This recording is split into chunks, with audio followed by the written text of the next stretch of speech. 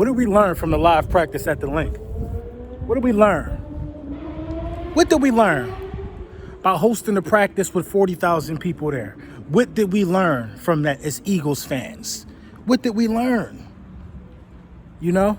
Nobody's talking about what we learned from that. They're just talking about the plays that they saw. Well, obviously, the plays that you saw could be taken as a learning point, but it's Lil Brunson back at you with the back at you, and I am the best reporting on the Eagles. Look at this shirt. Got all the Eagles on there. Love the shirt. But anyway, at the end of the day, this is what I learned from the practice. Now, I wasn't there. I wasn't in attendance. A lot of good Eagles content creators was there. Fourth and John, Gail, E-Rock, and the gang, man. They was keeping me real informed. Cool Cat Connor and those boys. They was keeping me informed about what was going on. I was on Twitter looking at the feeds, and, you know, I must say, there were some eye-popping plays that I saw on Instagram. There were some eye-popping plays that I saw on Twitter, and I'm going to talk about some of the things that I learned. The first thing that I learned is this, that Carson Wentz absolutely loves throwing the ball to Deshaun Jackson. That's one thing I learned. I also learned this about Deshaun Jackson, that the speed is still there. The speed is still there, because nothing in the world tells me that a defensive back wants to be burned and torched and schooled the way Deshaun Jackson was doing to some of our DBs who have playoff experience in front of 40,000 people. Nobody wants that, no matter if it's just practice or whatever. Those dudes was giving it all they got from what I've seen on the film. If Deshaun Jackson gives Carson Wentz the slightest crease with his speed, Carson Wentz is going to let it fly to Deshaun Jackson. That's what he was acquired for, man. You know what I mean? And I also learned this. I learned that we may possibly have one of the best running back rooms in the entire National Football League as well. Yes, I said we may have one of the best running back rooms in the entire National Football League as well. I'll tell you why. Miles Sanders is looking like he's looking to be the RB1. He's looking to be the first running back called upon. He's looking to be the starting running back. Now, with the explosiveness and with the shiftiness and with the jump cuts and the burst through the hole that this guy is showing in the rookie training camp, he's making a case for Jordan Howard to not even be on the roster next year. You know what I'm saying? He's making a case. This is what I'm getting out of Miles Sanders. I'm getting, hey, look at me. You didn't even need to get this dude. All you needed to do was draft me. And I'm seeing out of Darren Sproles that Darren Sproles is still looking to prove that he is who he's always been. Darren Sproles is looking really good, looking really energetic. And the same thing for Corey Clement. Corey Clement showing an extreme burst in 11-on-11 drills. Corey Clement is looking healthy, everybody. So if you got a healthy Miles Sanders, rookie, you got a healthy Corey Clement with playoff experience, Super Bowl experience, you got a healthy Jordan Howard who's been running in the cold, big bruising back his entire career with the Chicago Bears, and then you got Darren Sproles with all that experience. You combine all those four running backs, and then you possibly keep a Josh Adams who's probably been looking the best out of all of the running backs on the bubble. What you got right there? You got a pretty good running back room, man. You got a pretty good running back room. And I say that to say this. We're going to need to run more than ever this season. Yeah, we got a lot of weapons on the outside, but I got a really strong feeling that we're going to need to run, and I'll tell you why. With every three and out that the Philadelphia Eagles get on offense, it puts the defense in a really bad position. So you get a 3 and out, and you put a defense out there who's not ready, in my opinion, at cornerback. Dudes are still banged up. Now we got injuries at linebacker. So we got injuries on 2 levels of our defense. We can't afford any 3 and outs. We can't afford for guys to be learning on the fly. We need some of these long, bruising, milk the clock away drives. We need to be running the ball. The emphasis needs to be on the run right now because we got the offensive line to do it and we got the running backs to do it. We need to be running the ball and surprising these guys with deep shots and play action. I think this should be a really big play action season for us because we got the wide receiver core, we got the quarterback, we got the offensive line, and we got the running backs.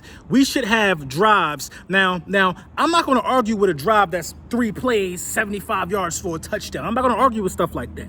But I believe we got the talent to also milk the clock. You know what I'm saying? We got the talent to put defenses in really bad situations, have them in guessing games that could be favorable to what we're trying to do. So I think running the ball will be, really good to us this season, especially because we got the banged up guys. You know what I mean? We got a banged up linebacking core all of a sudden. Now we got a banged up cornerback core. We've been knew that coming in.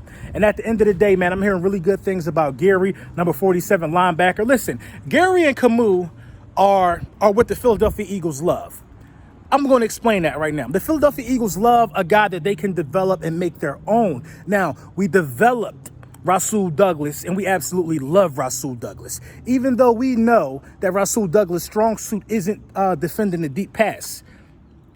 We developed Nelson Aguilar, and we absolutely love Nelson Aguilar. Nelson Aguilar has made himself marketable to be able to get a big deal after this season is over. We love Camus. Camus was an undersized linebacker, just like Gary. Those guys were asked to put on weight.